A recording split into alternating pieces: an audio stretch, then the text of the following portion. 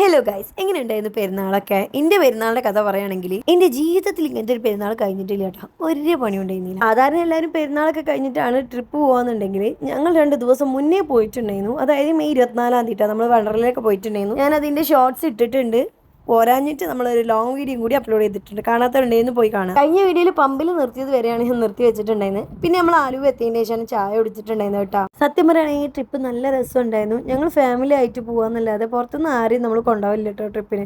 പക്ഷെ നമ്മൾ ഇപ്രാവശ്യം പോയപ്പോൾ സഫാനും ഫെബിനും ഓലെ കുട്ടീനെയും കൊണ്ടിട്ടുണ്ടായിരുന്നു. അതുകൊണ്ടാണോന്ന് അറിയില്ല, ഒന്നും കൂടി വൈബ് ചെയ്യുന്നു ട്രിപ്പ്. അങ്ങനെ അവിടുന്ന് നമ്മൾ നേരെ വണ്ടർലയിൽ എത്തിയിട്ടുണ്ടായിരുന്നു. വണ്ടർലയിലാണ് തുടങ്ങുമ്പോൾ തന്നെ പെരും തിരക്കിയിരുന്നു കേട്ടോ. നമ്മൾ ഈ വണ്ടർലയിൽ പോകുന്നത് നമുക്കൊരു പ്രൊമോഷന്റെ ഭാഗമായിട്ടായിരുന്നു കേട്ടോ. ടിക്കറ്റ് ഫ്രീ ആയിട്ട് കിട്ടിയോണ്ടാണ് നമ്മൾ ഒന്നാമത് പോകാൻ കാരണം. നല്ല തിരക്കുണ്ടായിരുന്നു. വണ്ടർലാൻഡിന്റെ ഉള്ളിലത്തെ ഒരു വീഡിയോ പോലും നമ്മൾ എടുത്തിട്ടുണ്ടായിരുന്നില്ല, കാരണം എൻജോയ് ചെയ്തിട്ടുണ്ടായിരുന്നു.